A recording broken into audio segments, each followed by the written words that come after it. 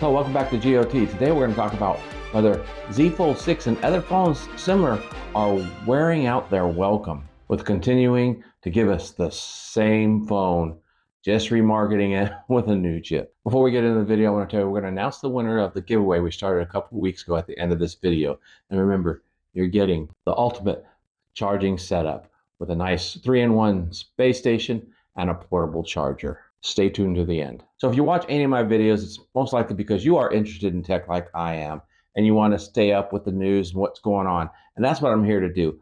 And we're going to talk about the Z Fold 6 and its next rendition. There's so many rumors out there about the next version and what it's going to entail, that they are going to go bigger. It's going to be the same. They're going to have a FE or a budget version.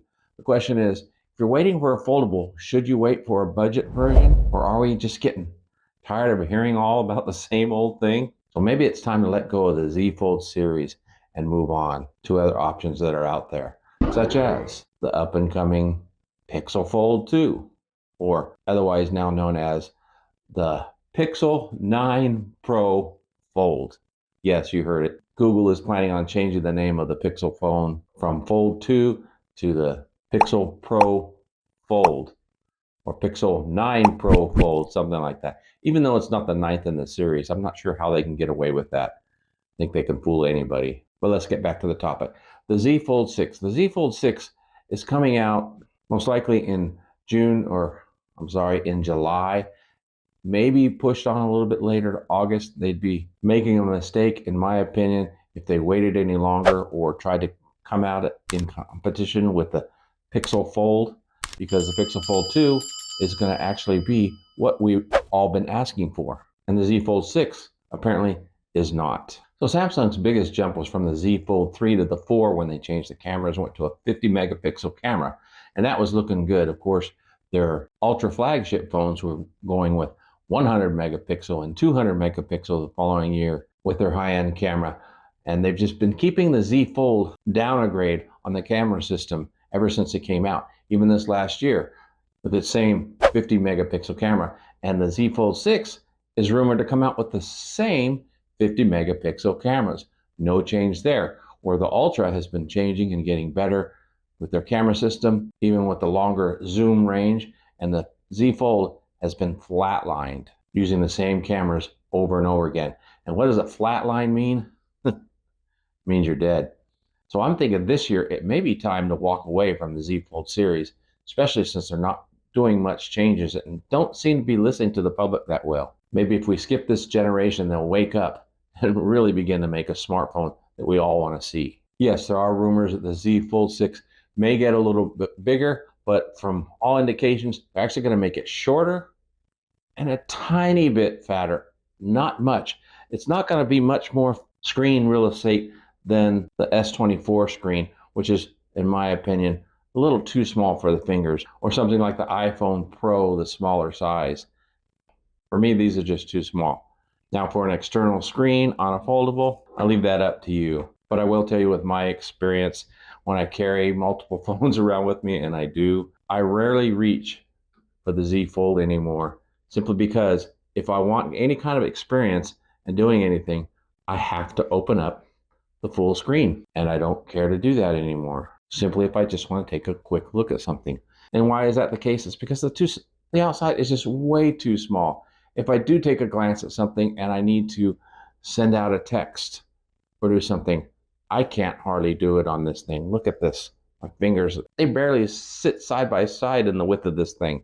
It's crazy trying to text on this. Now, Mark, there's an alternative. Do the text to speech.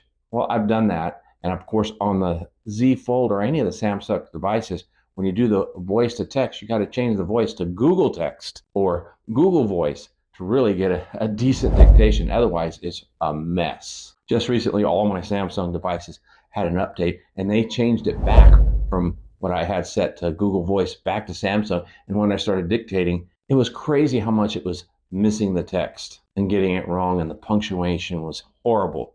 And then I figured out, oh, it switched it back. So I had to switch all my phones back to the Google Voice. Now, the upside that Samsung does have going for it is the AI assistance when responding to text.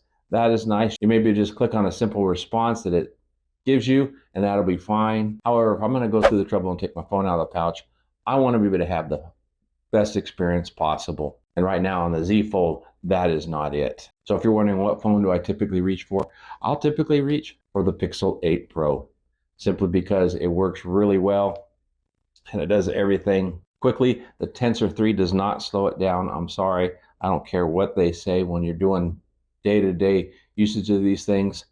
The Pixel Pro 9 seems to me to be the best phone, because if you go into any kind of scenario and you want to take photos and videos, it really is the best, as I reported in other videos. Now, what about the FE, or the budget version of the Z Fold that may come out? Well, you know what? Scratch that. Who cares? When the new Z Fold comes out, guess what? Z Fold 5 is going to go down in price, and you could probably get it for the price that they would be selling their budget phone.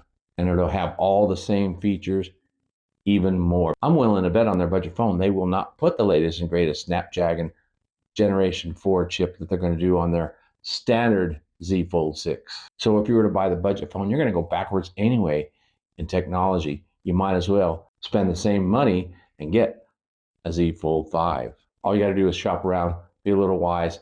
Amazon, eBay, other places, you can get some in mint condition that still have warranty on them.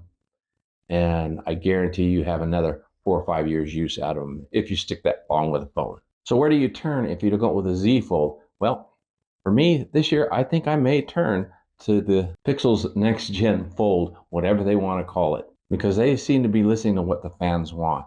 We want a little bit larger screen, maybe a little bit taller than what they came out with the original Pixel Fold, with an updated chip in it. So they're going to hold off, and it sounds like they're going to put the next gen chip, the Tyson 4, instead of going with the 3 like they did with the Pixel Fold 1, putting the second gen in it, while everything else came out with the 3. But this year with their foldable, it's going to come out with the updated chip. And if they update the cameras on it along with the regular Pixel 9 series, that's going to be the foldable to get. So I'm calling it right now. This year is going to be Pixel's year for phones. Watch them closely, because I guarantee I will, as well as reporting all the others, so that you can make a smart decision. As we know, Apple's been staying away from the folding game for a long time.